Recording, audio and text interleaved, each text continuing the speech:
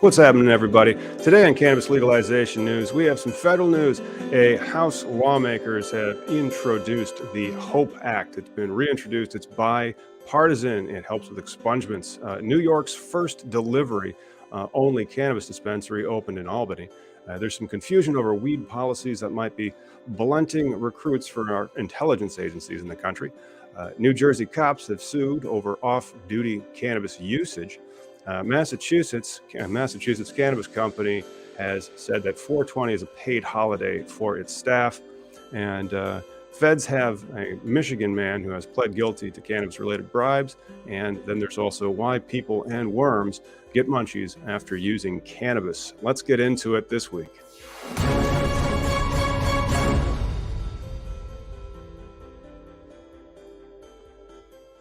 Hey, man. Jimmy Young from Pro Cannabis Media is joining us this week because Miggy is still off. But thank you so much for joining us, Jimmy. I told you, I never met a camera or microphone I didn't like. Yeah, well, you have a storied history in this. You're a professional. You've been seasoned for years. Yeah, that's what happens when you get old, Thomas. You have a lot of experiences, a lot of life experiences. You know a lot of people, too, which is good. Yeah, that's awesome. Well, we had a big week. The main story that we really thought was this: House lawmakers have reintroduced a bipartisan Cannabis Expungement Act. I'm not sure if you saw this one going around, but it's called the HOPE, Harnessing Opportunities by a Pursuing Expungement Act. That is some pretty big news because it would help expunge a lot of these convictions that many low-level offenders have. Yeah, and the states have, I believe the states are being urged to do that. And I only think a couple states have actually taken advantage of it. But speaking of states, Thomas, isn't there another state we should be talking about? A very teeny weeny little one?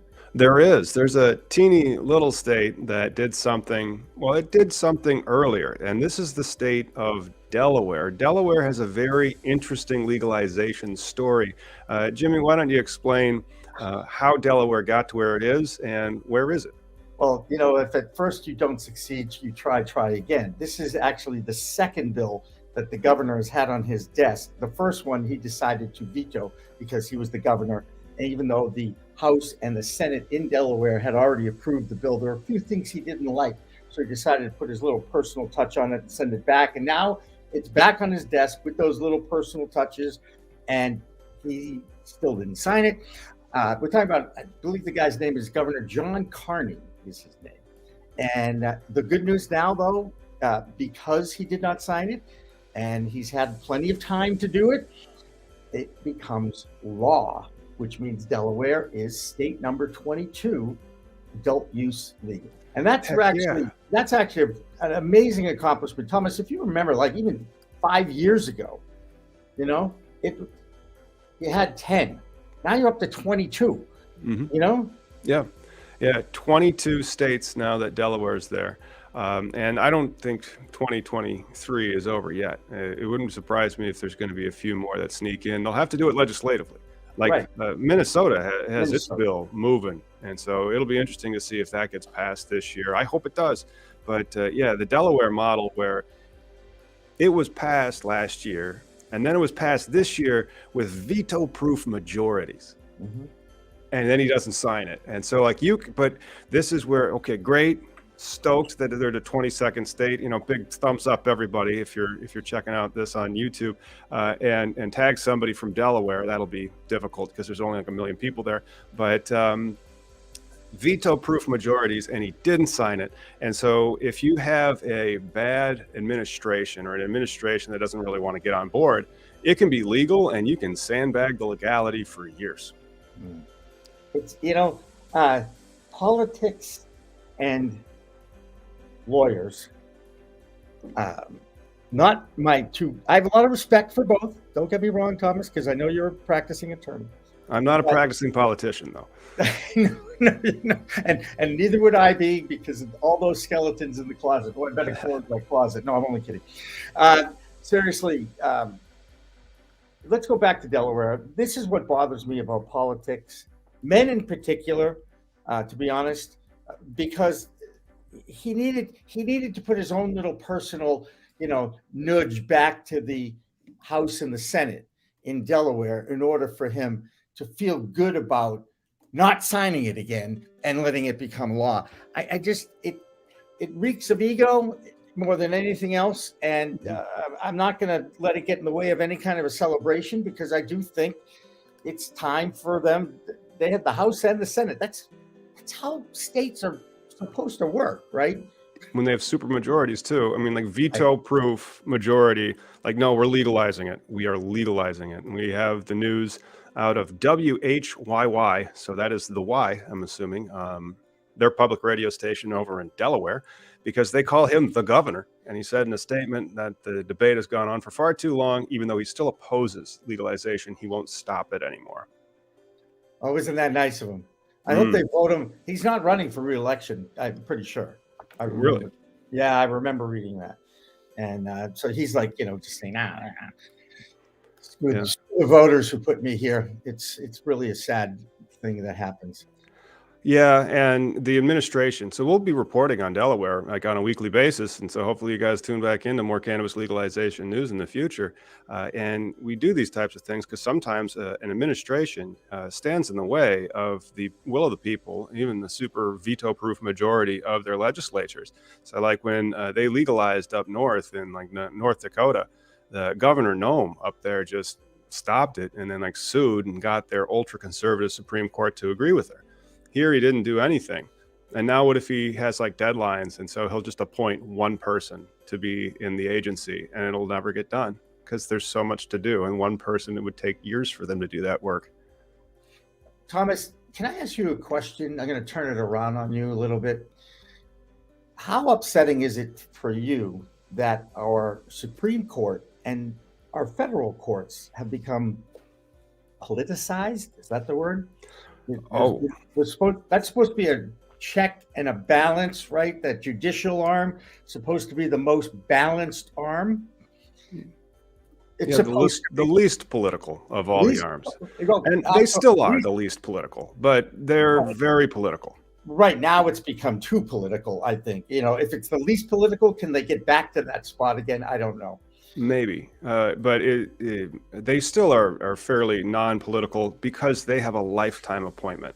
So they don't need to run for re-election. They just need to have their mom's house paid for, by a nice donor, which did happen. And so that was interesting that if you become a justice on the court, your mom's house might just get paid for, for a while. It's like being the quarterback on the college football team. You do it. There are some benefits to it. At least now those guys can get paid. Yeah, well, we have another huge story that happened out of the West Coast this week, and it says like I almost can do a stock news ticker for this. If I'm going to introduce it, we really should. And I'm going to make some content on this because this is interesting, and because it's about cookies and Berner, I can put that in the title. And so, like, if I was going to do Berner's IP agreement, I'll do that. But this is Berner's partnership dispute lawsuit. And so that is stock news because cookies did just raise they just had a fundraise that closed. So let's hit this.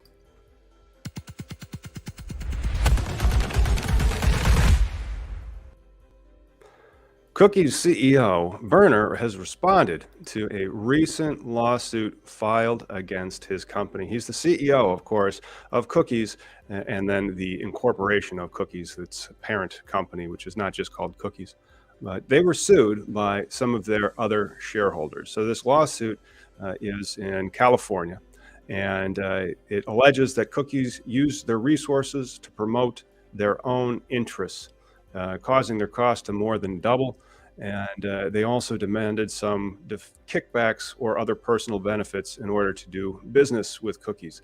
This is a shareholder dispute lawsuit in one of the most famous, if not the largest, privately held cannabis corporations in the country. Yeah. And doesn't this happen in other industries too? All the time. And so, but then you can do Cookies dispute lawsuit, and then you can go over the lawsuit. and explain why it is a derivative suit. Well, it's not a derivative suit. It's a shareholder oppression suit. So these guys own all the shares and they can control the company and they're just getting their own benefits. Can you believe that stuff? Exactly like every other industry. And I'm going to take this as a sign of normalization. You know, that not necessarily a mature. This is not a mature industry yet. Until we get rid of the cash, it's not a mature industry. Yeah, until they can get listed. So this isn't a publicly traded company yet.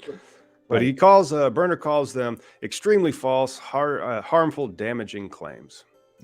Look, when it becomes it's not a he said, she said, but it's they said, or they said and we said. That's it. They and we. I got They it. and we. Yeah. They and we. And doesn't it just come down to a settlement? Doesn't it, Thomas? Don't you just sit in the back room with other lawyers and just cut deals? Yes, and so that is very accurate. It's over 90% of the time litigation settles without a trial. Right. And as a result, I'm betting there's a 90% likelihood that this will also settle without a trial. Right. Look, if they could settle, they settled that Fox lawsuit, okay, without a trial, which was, would have been really entertaining but damaging. So I'm glad they finally came up with a number. It would have been very entertaining and damaging. And so they had to have had somebody in the finance department go, guys, this is how much revenue we're probably anticipating losing. This is how much the settlement costs. And we get to say that we didn't do anything wrong. It's very important. Yeah. Well, again, this is what makes the world go round. Money, lawyers, laws. And in fact, my first business, my cousin had a great line. He says, "You're not a legitimate business until you get sued for the first time." Yeah.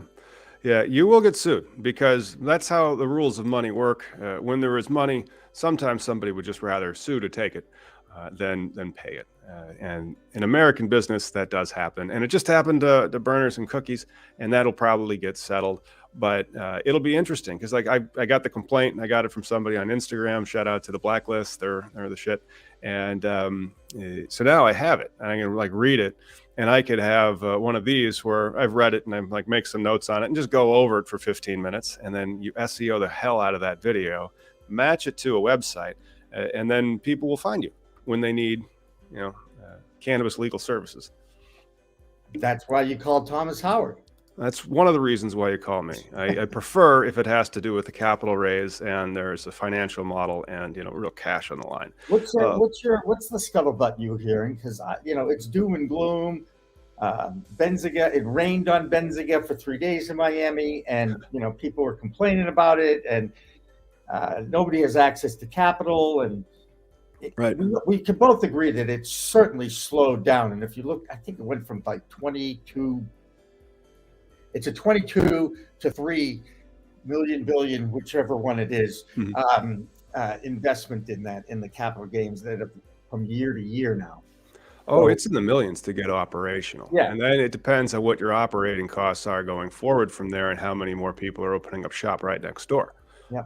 And that is a difficult question. And it's the debate behind the limited licenses. As they try to protect their own license holders from the horrors of unfettered capitalism or free market capitalism. But you have that. Well, I think it's going to be a lot of washout and a lot of receiverships and a lot of M&A and a lot of recycling of the licenses where you have to figure out how to grow your stuff and move it for a reasonable price per pound. You can't be growing $1,000 pound indoor stuff and hope to make it anymore. Right. The margins are so slim. It's very difficult I don't care what state you're in, to be honest with you. Look, Thomas, you and I both know the idea was we'll create a legal market for cannabis, and it will retard the growth of the legacy market, at least purportedly. It was somebody's theory anyway, without talking to reality. That being said, I'm not quite sure it's worked out that way because no state has gotten it right yet. No, not even close to getting it right yet. But I think New Jersey's done an okay job. I think Michigan's done an okay job. Then the problem is entrepreneurs sometimes take way more risk than they should, and they don't do near enough math as they also should, especially when they're making a leap into the millions of dollars. And we don't do that. Like we run numbers and we look at it and we go, well, the net present value of this is negative.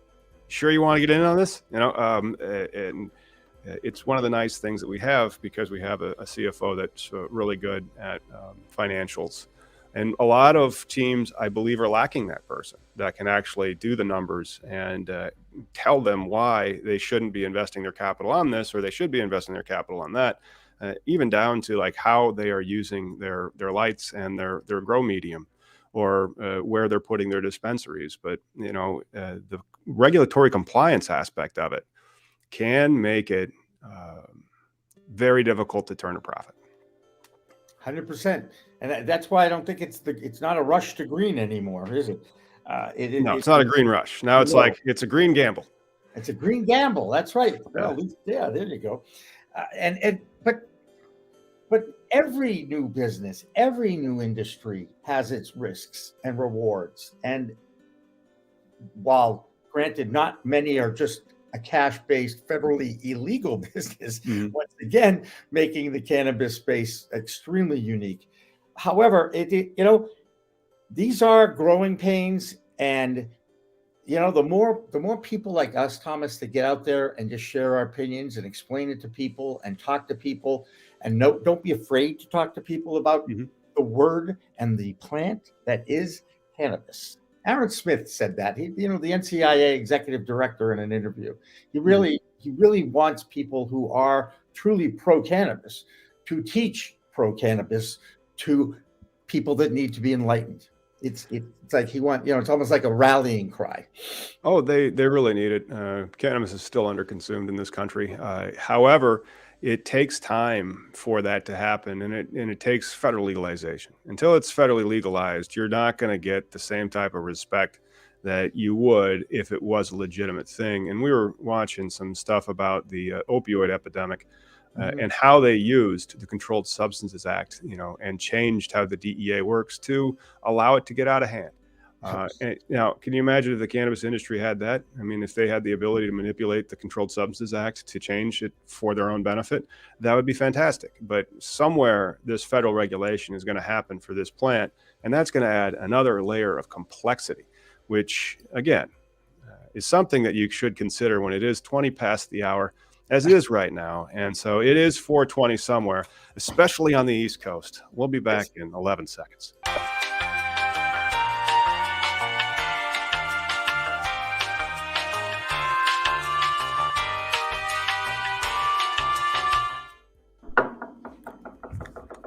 Wow. That would have to be a really quick bong hit. Yep. That's one of the reasons why it was not a bong. It was a spoon. Okay. I believe a spoon is the technical term for a bowl this small. But, okay. This might be wrong. This is my new product. Do I get to show it?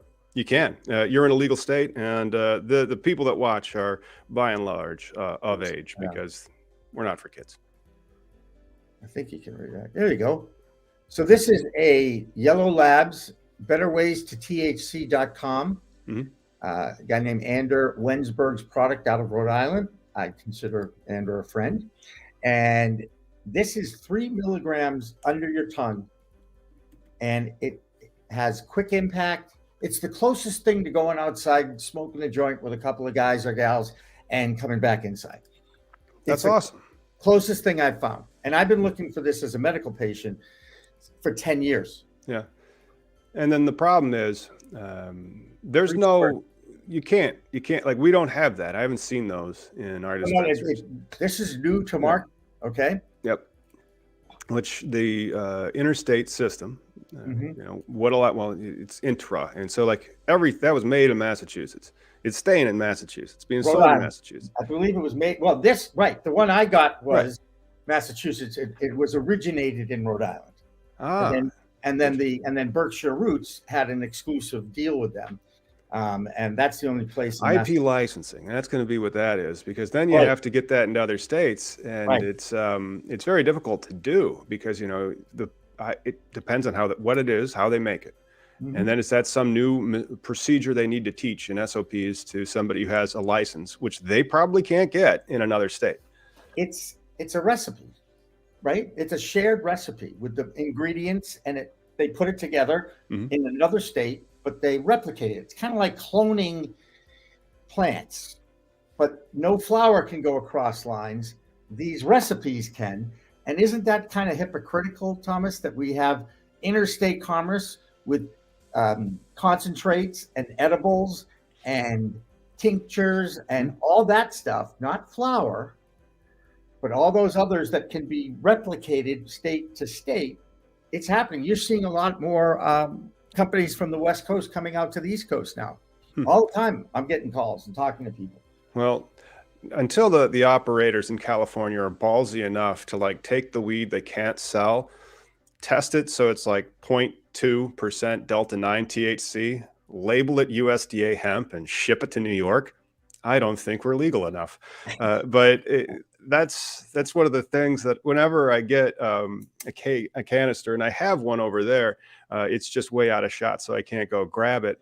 But I could fill for you if you need me to fill. The quick of it is just, it is technically hemp. And so like it is 0.1% Delta 9 and like 30% THCA. So by the definition of the 2018 Farm Bill, it's legal. Just don't get it near fire. Yeah. That's right. Hey, did you see the note about the Louisiana state senators?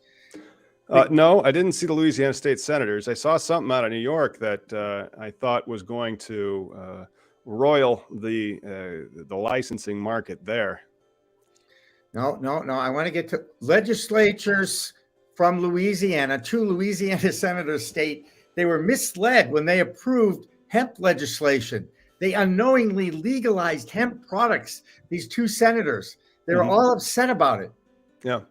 And as we know, you can actually, there's a maximum 2 milligrams of THC. That's not bad. 2 milligrams. I mean, it's a micro dose to be certain. And technically, I don't think they're allowed to make that rule because it overrides the federal regulation. And so if that gummy, by its weight and its dry weight basis, is 0.3% or less Delta 9, it is by literal definition under the law hemp. And it is not marijuana. It's not a controlled substance, so that they would actually make it illegal. But then at the interstate, at the federal level, that's hemp. It's an agricultural commodity. It's not illegal. It's like saying you were caught with corn, you know? It's an agricultural commodity. It's by definition. So it's going to be interesting. There's a lot of cool lawsuits out there, and this would be one of them. Like the lawsuits about the gun rights has been great to watch. The lawsuits about the Dormant Commerce Clause have been really interesting to see. Yep. And then lawsuits perhaps about what is and what is not hemp, and that the federal government was very clear on this, and they said this is legal. So the state can't override the feds. I mean, do you think Mitch McConnell had any idea what he was doing when he was urging the Farm Bill to be passed? Do you think it depends on what is he a chaotic neutral? I mean, I realize that he's a senator, but maybe he doesn't mind watching the world burn. You know, if you looked like a turtle, you'd probably be all right watching the world burn. Yeah. That's my man. Wow. Yeah, it's something else. But this news out of New York, this is interesting because it costs a lot of money to open a dispensary because of the regulations and whatnot in the state of New York. And so New York's first delivery-only cannabis business or dispensary opens in Albany. Community members with 21 and over with a bank account can now get weed legally delivered to their door in Albany County. And so this guy must have gotten his card license. Is he a Native American area? No. But was Essential Flowers Legacy Dispensaries. Deliveries officially began on 4/20, but it doesn't seem like it'd be licensed. However, because like the card regulations that they have in New York, they have so many licenses that will be out there, but they have to have their brick and mortar shop open first. And so I haven't gotten a chance to really dig into this one, but I've heard that they were thinking about trying to do something like this, where the people that won the card license would then just be able to start delivering. And a warehouse full of all this stuff that I'm hoping he's got armed guards. Yeah, it's I mean, just it's something else. And so like is this one of the card license holders? I'm assuming that he has to be, because they're the only ones that have the ability to have a delivery aspect, but then are they already operational? No, the acronym CAURD is not there. So then is this illicit? Which is very, very strange. Is Albany allowing an unlicensed cannabis delivery operation? And what's law enforcement to do? They don't even understand what they can do and what they can't do. Still, right? I mean, yeah. And I don't even think that district attorneys want to prosecute it right now either, because because it's the hemp aspect of it. Right. And so if everybody who's a commercial operator tests their product and it comes back as hemp, and they stamp that and label it on their packaging, it's like, no, go talk to the testing lab. I mean, that's evidence, and it's a business record, and it shows that by frickin' law that eighth that I bought and left with was industrial hemp. Do you think that the feds will require the type of testing that the cannabis sativa plant, the THC plant, has to have? And the hemp and the CBD guys, they just kind of look the other way. Do you think we'll actually have to see testing being done on those CBD products before they go to market? No, I think we're actually going to legalize weed, but so they're still going to need the testing. I mean, 5 to 10 years in that window. Yeah. Okay. All right. In 5 to 10 years, I mean, like, this thing takes forever. And then if there's a continued crash, because like everybody who invested in all the stocks and cannabis over the past 12 to 18 months lost everything, including their shirt.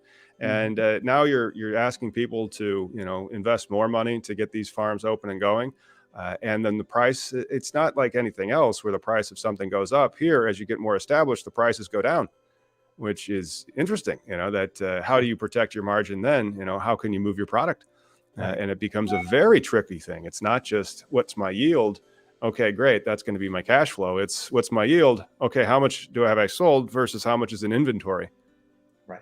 Oh, no. Inventory. And it's a fascinating lesson in supply and demand. And at least now New York State can look at Massachusetts and compare the metrics of the growth to the canopy space, how quickly they opened X number of dispensaries, compared to how much grow they had. At one point, Thomas, 2 years ago, I want to say during the pandemic, it's all kind of blurry back there anyway. $4,400 for a pound of cannabis in Massachusetts. It's down to $900 now. Wow. In 2 years. That's supply and demand, though. Do you know what I mean? In the beginning, no one had it, so the prices go up. And then now we're in like kind of crisis mode, and the prices are going down. Right. And that's exactly what, in theory, should be happening, because the supply has caught up with the demand. Right. And how are you going to be ready for that? Like, that's your opportunity as the entrepreneur who's got that cannabis license. How are you ready for the crash?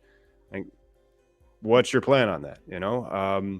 And so it's something that a lot of people get into it, and then they find out that their plans are kind of crap, and they're going under. And so I think that it was out of Ganjapreneur. I'm not sure if it's it's not in our list this week, but I believe it was 1 out of 3, or 37% from the Ganjapreneur says that they are not making money, so they're not profitable. Now, any business, of course, any venture, when you get going, there is a 60+% failure rate in 5 years. That's any business, and cannabis is starting to just be any business. Some people aren't making money at it. There's shareholder disputes. Just because you get the license doesn't mean it's all roses and you have generational wealth. You're going to have generational work. You're in an agricultural industry.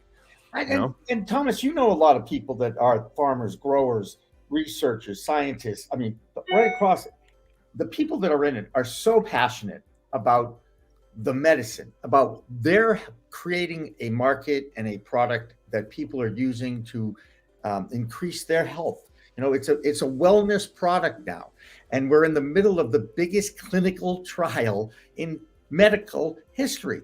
And and yet still the expansion of the user market, if you will. I think you even talked about there need more. How do you educate the masses if mass media won't allow you to even talk about it unless you do something wrong? And I'm talking about news and that sort of thing. So I don't know how they're going to build the market unless they continue to offer tons of education at these dispensaries, create some kind of traffic flow in there. Create a curriculum, have a quiz, make it a pop quiz. If you get 9 out of 10 questions, you had to do some preparation for it. There's some kind of an incentive, without a call to action. I'm not saying for one joints or anything like that. I'm just saying there are ways to get out to the masses the education that needs to happen in order to expand the market. Yeah, and that's difficult. I mean, when I open up a pizzeria, I don't have to have an educational department for my pizzeria to like explain to people that pizza is delicious. But when you open a dispensary, because of like the years of prohibition, now we have to educate the people that come in. It's like, no, there's actually some good trade-offs of this. If this was more frontline in pain management from the accepted medical scientists, we would have substantially fewer opioid deaths. Substantially fewer. People are way more likely to avoid that poor, terrible addiction if they have access to an inexpensive supply of cannabis. And we're starting to see that inexpensive supply of cannabis in states like yours, Massachusetts, and all of West Coast and Michigan, and soon, New Jersey and New Mexico. But it's not really in Illinois. Like, I don't have access to a high quality supply of usable cannabis. If I want to go buy an eighth and it's the high quality, the best quality one that they have legally for sale, it's $60. And then by the time I'm out the door, it's closer to 80 because of all the taxes. That's only 3.5 grams of high quality usable cannabis. That's maybe enough for a day for some people. Which means that I'm going to have to spend $80 a day to go through that. No way. Or even at a gram pace. Let's say it's a gram usage as opposed to 3.5 grams, which is actually quite heavy. Yeah, that's well, medical use. Medical use depends. Like I'm saying, like somebody who's in pain, like who otherwise would be turning to an opioid, right? Can we give them the amount of availability of high quality, pure, tested cannabis to manage their pain care and have that be affordable to them? That's one of my policy goals whenever I'm looking at one of their rubrics that are coming through any particular state. The other one is, do you really care about this illicit market and making sure that it's a regulated market, or is it just a racket? And so some states, it looks like it's just a racket. And some states it looks like, no, we're trying to make sure that, like Michigan's a great example. You don't have an excuse. There's 100 plant license. It's unlimited. Anybody can get it. If you want to get commercial, go for it. And so that really helps. Right. Okay, look, we haven't even touched on the home grow issue in different states. That to me is the craziest one. Well, this is the one that I like to see, and this is reported this week out of the Federal News Network, the news network for the government. And so the government is saying that they are having a problem trying to attract high-quality recruits for intelligence agencies because of the cannabis laws. It is becoming more and more difficult for the federal government to find recruits because out of the 905 respondents that completed a survey, they said 40% had used marijuana in the past 12 months, and 31% had used some form of CBD or other hemp. And they found that 55% of respondents would consider applying for a job that requires a security clearance, while 24% were a maybe. And so your security clearance jobs still require you to be straight from weed. You're not allowed to use it. It is bad. Okay. Like, you can't use it medically. There's no medical use. It's Schedule 1, Letter of the law, my friend. That's what we're living under. It's one of the reasons why we're trying to build out this little network of ours and the open conversations that we have, because these laws have to change. Look, when you have a Supreme Court justice and a president saying the same thing, the federal law and the state law, that they're not, we have to do something about it. This is the first time in my lifetime I've actually heard that happen. What is going to happen next when the our political and elected officials get a hold of the rules. What do you think is the one piece of legislation that has the biggest bipartisan support? Is it the banking? Mm-hmm. The getting rid of just 280E? Mm-hmm. Is it taking it off Schedule 1 and putting it somewhere on a schedule? Or many of the industry, of course, want it off all schedules. So, I mean, what do you think is that to me, it has to have something to do with money. Yeah. Well, I think when you're looking at just the popularity of a particular policy issue, cannabis legalization, at least for medical use, is one of the most bipartisan approval things out there.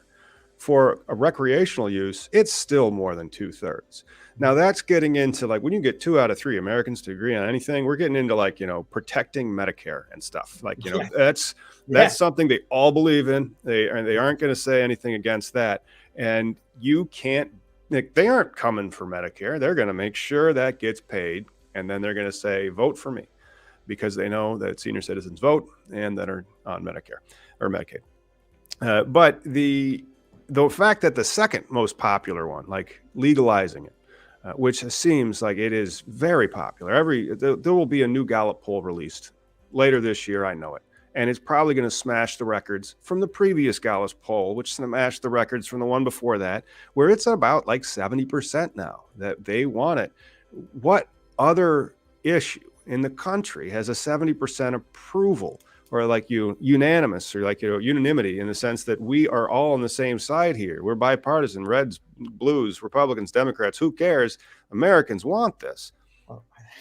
That's the ultimate goal, Thomas, but getting there is going to be difficult because everybody's got to get a piece of the pie. Everybody has to put their own. Look what happened in Delaware, for crying out loud. You got 2 times this guy had it, finally had it on his desk. He didn't sign it. It becomes law.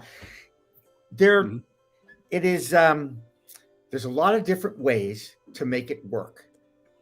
And, you said something about senior citizens. Don't forget, you're talking to one. Okay. And, I'm happy when I get my Medicare prescriptions for $0. It helps. It helps keep this baby alive, if you will. And I don't just mean this baby. I mean the whole pro-cannabis baby. And it's something that I hope that everybody gets one day on their taxes. And I think that using the Obamacare like subsidies that are out there, that's starting to make healthcare more something that's being moved into your taxes, which is going to be a good thing and hopefully lowers a lot of the costs as more people are covered and Americans start having more healthy wellness lifestyle options with cannabis, especially the cops, because that is something. Did you see this out of New Jersey? I did. New Jersey police, the Jersey City cops, are suing over suspensions for off-duty cannabis use. How can it be legal if it's still illegal for the police to use cannabis in your state after it's been legalized? How does that make sense? Well, it doesn't make any sense. But if you I actually read this article because it caught my eye immediately. And it sounds like it's more of a miscommunication to the officers that, it was legalized on this date, so we thought we could just go because that's what the court said. Or that, and of course, well, no, you didn't. It wasn't that time. It was this time. So this is miscommunication at its best, and now it's going to be union against the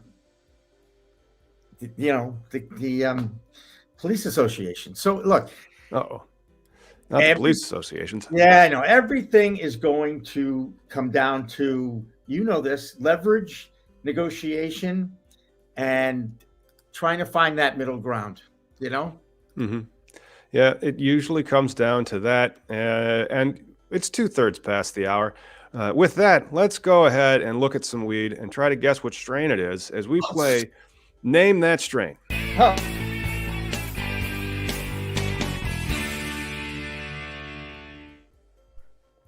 This one comes to us from an international viewer. And so this was a picture submitted out of the Philippines. And that is the strain that we're Oh, trying to name today. I know what that is. Of course you do. And I will just give some hints because the people that are watching it, they are so good at this. But one of the viewers, shout out to Chad Westbrook. He's actually in Amsterdam right now, and hopefully he's getting some great content over there. Great place to be in mid to late April when the tulips are in bloom. But that nug that you're looking at on the screen is its parents were Aspen OG and skunk derived high county diesel. Those were their parents. And so it is, we're talking about Aspen OG and a high country diesel skunk. What do you think that would create? Barack Obama.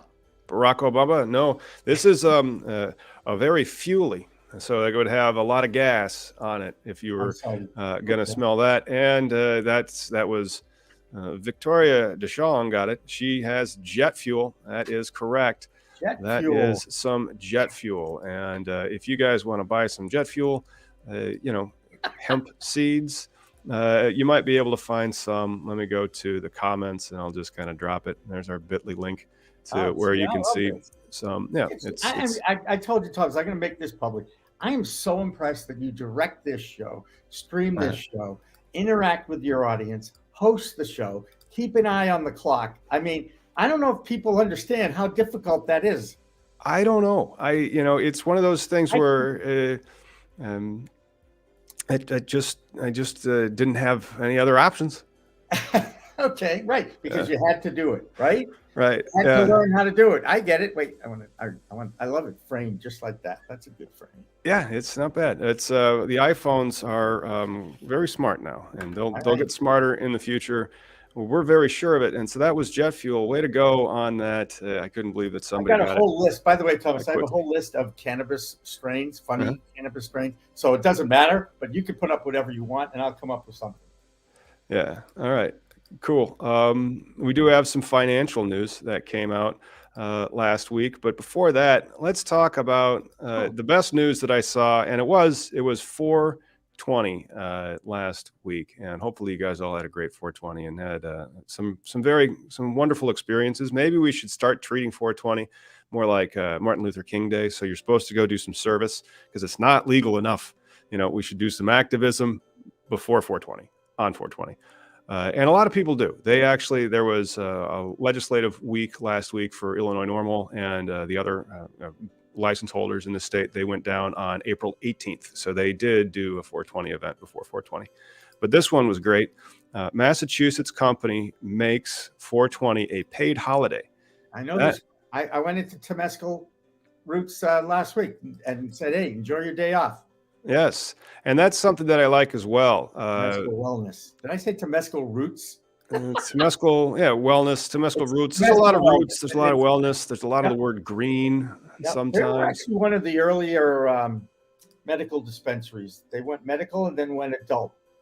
Good. Kind of a regular, pretty decent, easy path to. I say easy. There's nothing easy in cannabis when it comes to that, but they're pretty established now. Yeah, and that's that customer base that you really have to build and nurture by having good experience for those customers. Right. And there's other stuff that you're going to have to do when you're out there trying to distinguish yourself. I've made my living on search engine optimization. You don't need it so much for your cultivation businesses, but you should, because then when people are looking for answers about things regarding what you do and sell for a living, you would have answered it for them. And they kind of appreciate that. And then with the dispensing, if you can't get found within 3 seconds of somebody hitting you on Google, man, they're going to buy weed from somebody who can do that, That's right. Oh, my goodness, yes. That attention span is down to under 7 seconds. Oh, just wait until the AI start doing all their thinking for us. It's gonna be terrible.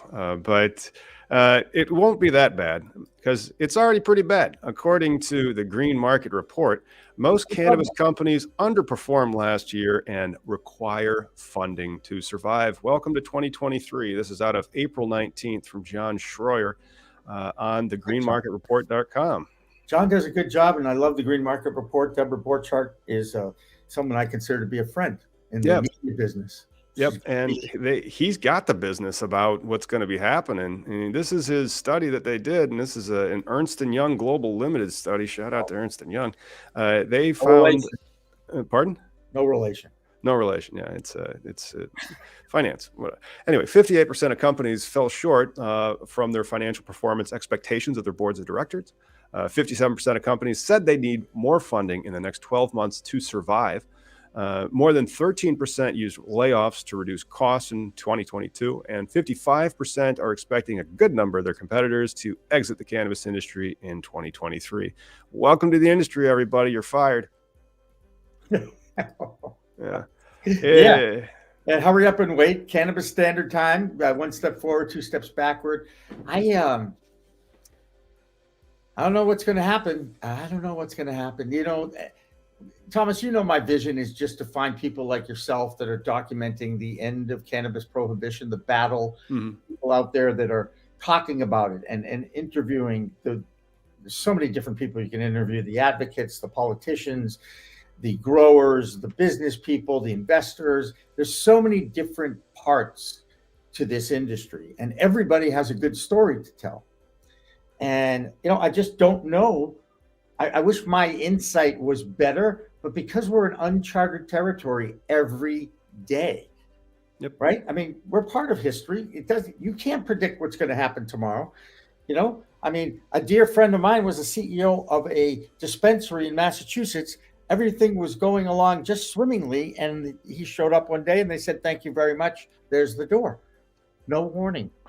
Yeah. No equity, no control. Yeah. So it's still the cannabis world and the business world.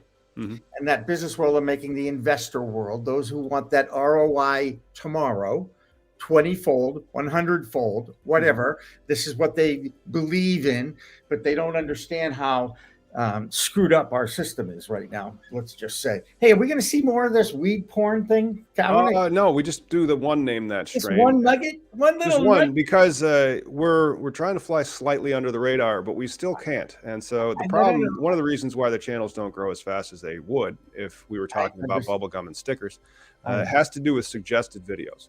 And so we will not be given suggested videos. And it's one of those interesting things.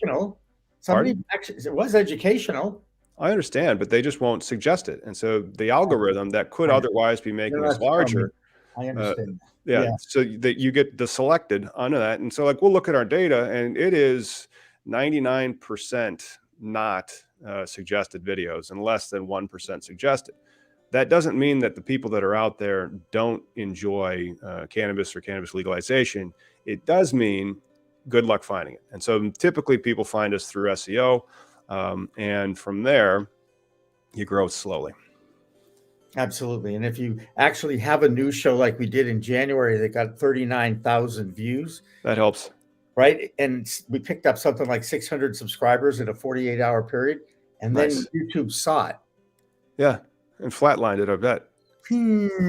So it's like if you look at your analytics, they go up. Oh, look at that. Oh, it's crazy, Anyway, yeah.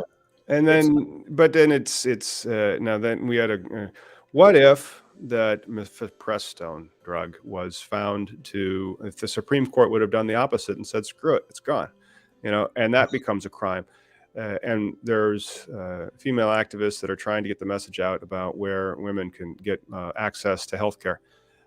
Would that get shut down then too by the algorithm, because now it's also illegal? Is that why it's so difficult for us to legalize, and why it goes so slowly is because you're not allowed to organize and you're not allowed to assemble as if you were talking about something else. If we were talking about barbecue, holy moly, I bet we would get suggested a lot more. But because we're not talking about barbecue, we're talking about cannabis legislation. Right. But they allow all the gun batter to go around. Just saying that, am I right? Yep. It's something else, but opioids. We allow the opioids. We allow guns. Yep. It's once you get on the inside and you're legal, it's going to all be sweet. We're going to be buying politicians left and right. We're going to make sure all laws help us. But then what'll happen is there'll be 4 cannabis companies. There'll be four So big ones like that do 80% of the business, and then 5,000 dinky ones. we discussed this. This is a great question. I'm going to ask it of you because I know you'll have an educated opinion about it. If you had to pick the big conglomerate out there, whether it be alcohol, tobacco, or pharma, which one do you think ultimately will be more entrenched in the cannabis industry? I'd say probably pharma, but then building materials will be the most entrenched in like 20 years. Right. Yeah, but we need 3D print technology before we would be able to do fun things with hemp. Yeah. Well, Henry Ford did fun thing. He built a car out of it back in the day.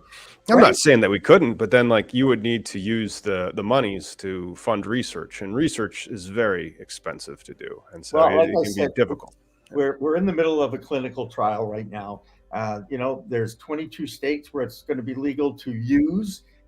Where you use it is still up for debate, by the way, because just because it's legal, they won't allow you to smoke it in public. And if you do it, you have to do it behind closed doors. And of course, if you're inside, that causes issues for others. I mean, they've done a great job, Thomas, of basically shutting any door that makes it easier or more people have access to the information. They're really, really, and I say it's our government that's doing this. And by the way, it trickles all the way down to the town governments too. Yeah, but they've been doing it for 90 years. And so like I'm just kind of desensitized to it. Let's do one last funny story to wrap it up. And that funny story is this. Did you know that there's a reason why people and worm get the cannabis munchies? Yes. And well, that's good. There's a new study out there that says that not only do people experience the munchies, but also worms do as well. Don't they have like a very similar digestive tract to ours? It's still unclear why they occur, but worms also get them. And they say that they are studied because they react to cannabis in the same way as humans by opting for delicious high calorie foods. See, it doesn't have to be high calorie. It can be a delicious food that isn't high calorie. Just saying. Still, it says delicious foods in here. And it's just that these worms and then also humans like delicious foods after consuming cannabis, and evidently worms and humans are sufficiently close together biologically so that they have evidently, according to these types of scientific research people, a similar response. Right. Well, let's make sure that the people that are out there that are imbibing don't get the munchies and eat the worms. Don't eat the worms, okay? Please don't eat the worms, people. All right, man. That's the cannabis legalization news for the week that was for 2023. I wanted to thank Jimmy Young from Pro Cannabis Media for stopping by and filling in for Miggy, who is still out on leave. And Jimmy, thank you again for coming on and spending the hour with us and going over the news of the week. Why don't you tell people where they can find you? Right there. That's why I've been sitting, strategically with that over my shoulder. We live stream Monday through Sunday, 24 hours a day, 7 days a week on procannabismedia.com's homepage, where you'll also find a video on demand platform. We also have your YouTube channel. We also have your Facebook page and your LinkedIn page and a Twitch channel as well. We do about 6 hours of really live programming a week. Thomas, I'd really like to carry this show live.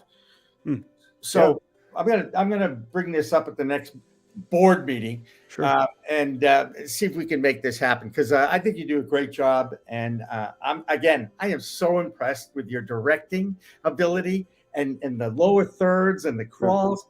I love it. I know it's StreamYard, right? It's StreamYard, and so they do make it easy for you. What I really would, something you can help us with is, I want a new intro kind of segment and a few new bumpers so I can restructure the framework of the show, because I'm going to go talk with a guest right now on the 420 Somewhere podcast, and I'd like to incorporate that and blend it all more into the hour program. I'm basically going to look at Bill Maher's stuff and just steal. I can do it for you. Time. Oh, cool. I can do it for you, Thomas. Just call me. Okay. I will do. Will do. Awesome. Thank you so much. Thank you, everybody, for stopping. And we'll see you next week on Cannabis Legalization News.